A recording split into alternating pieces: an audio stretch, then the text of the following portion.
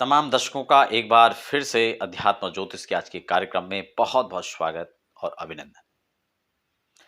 मैं आपके साथ देवभूमि ऋषिकेश उत्तराखंड से आचार्य आशीष और आप भी परिचय के तौर पर कमेंट बॉक्स में अपना नाम या अपने शहर का नाम लिखकर हमारे आज के कार्यक्रम का एक खास हिस्सा बन सकते हैं। आज हम जिस बिंदु पर चर्चा करने वाले हैं, महामृत्युंजय को लेकर कितना खर्चा लगभग इसमें आता है, कब होना चाहिए, कब करवाया जा सकता है, कितने ब्राह्मण लगते हैं। बहुत सारी इंक्वायरीज कई बार इस संदर्भ में हमारे पास आती है।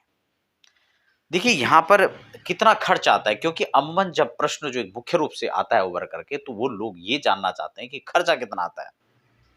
और खर्च इस बात पर निर्भर करता है कि आपकी किस क्वालिटी का काम आपको करवाना है। आप पुष्प माला ही भगवान को चढ़ा रहे हैं, तो आप 1 रुपए वाली चढ़ा रहे हैं या 10 रुपए वाली चढ़ा रहे हैं, इस बात को लेकर आपका खर्चा बढ़ सकता है। आप घर बना रहे हैं, आप 1000 रुपए वाले मिस्त्री से बनवा रहे हैं या फिर 500 रुपए वाले मिस्त्री से बनवा रहे हैं, इस बात पर खर्च निर्भर करता है। बहुत सारी चीजें हैं। आप कैसा काम करना चाहते हैं, किस क्वालिटी का आपको काम चाहिए और कैसा आप उसका रिजल्ट लेना चाहते हैं, ये सारी बातें इसमें महत्वपूर्ण है।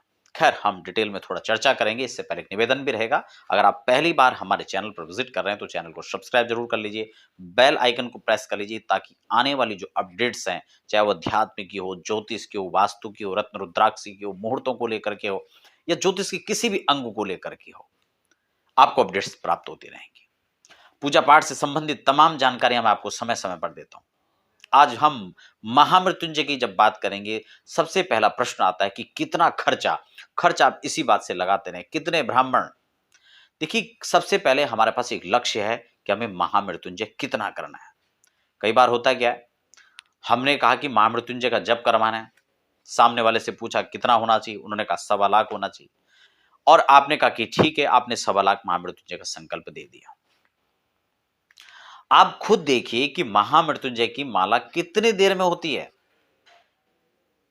1 घंटे में कितनी माला हो सकती है, और तब कितनी माला एक आदमी एक दिन में कर सकता है।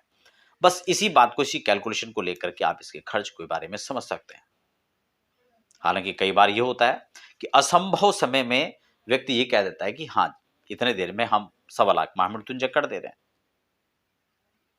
मान लो कि 1 घंटे में, मान लो कि 10 मिनट की एक माला हो रही है, आप खुद करके देख लीजिए, आपको पता लग जाएगा। तो 1 घंटे में कितनी होंगी? 6 माला हो पाएंगी। अब इस हिसाब से आप लगा लीजिए कि एक दिन में व्यक्ति कितने घंटे बैठकर कितना जप करेगा। उसमें पूजा भी होगा, उसमें रुद्राभिषेक भी होगा। अब इसी अनुसार से आप ब्राह्मणों की गिनती लगा लीजिए, ब्राह्मण कितने एक्सपर्ट हैं उसमें, कितने समय में कर रहे हैं। क्योंकि जो सुबह शाम समय दे रहे हैं वो फिर कितना कर पाएंगे, या जो सुबह करके दिन में निकल गए वो कितना समय दे पाएंगे, और कितनी काउंटिंग हो पाएगी। इसी पर निर्भर करेगा कि कितने ब्राह्मण होंगे, उसके अलावा अतिरिक्त और क्या क्या हो रहा है। रुद्राभिषेक हो रहा है तो किस विधि से हो रहा है, सडंग रुद्र पाठ हो रहा है, लघु रुद्र से, आपका रुद्र सूक्त से हो रहा है, या आपका फिर नमक चमक विधि से हो रहा है, ये भी उसमें देखा जाएगा। तो ये सारी चीजें देखा जाए, उसके बाद ही समझ में आएगा कि कितना खर्चा आना चाहिए। लेकिन फिर भी लगभग अगर बहुत ठीक ठाक तरीके से अगर किया जाए, तो महामृत्युंजय अगर 1.25 लाख करा रहे हैं, तो उसमें लगभग 1 लाख के आसपास खर्चा आज के समय में लगभग आ सकता है, या लगभग आएगा। अब वो थोड़ा ऊपर नीचे हो सकता है, वो इस बेस पे हो सकता है कि वो खर्च किस क्वालिटी का उसको बढ़ा दिया जा रहा है, या फिर ब्राह्मण किस प्रकार का उसमें अपना योगदान दे रहे हैं। लेकिन एक बात का ध्यान रखें, मैं एक सलाह अक्सर दिया करता हूं कि आप कोई जरूरी नहीं कि महामृत्युंजय 1.25 लाख एक ही बार में करें, हो सकता है 2 बार में करें, और मैं तो कहता हूं 4 बार में भी करें तो भी चलेगा। वर्ष भर में 4 बार करने से आप पर उसका बोझ भी कम आएगा खर्च का, और साथ साथ आपको रिजल्ट भी अच्छा मिलता रहेगा। आपकी श्रद्धा भी बढ़ती चली जाएगी।